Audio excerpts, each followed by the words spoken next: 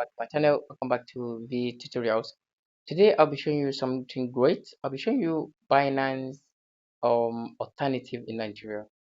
Okay, since Binance is being blocked by the federal government recently, so we have gotten to show to a Binance alternative. Okay.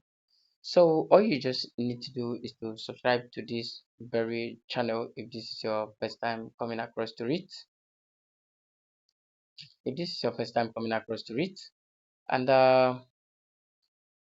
if you are returning viewers and you are yet to subscribe to this amazing channel, please do well to subscribe to this very channel, like my videos, and as well share my videos. Okay.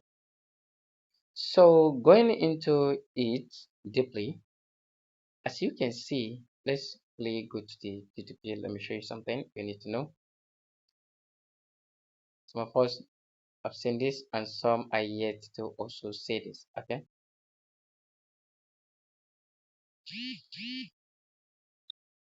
Okay.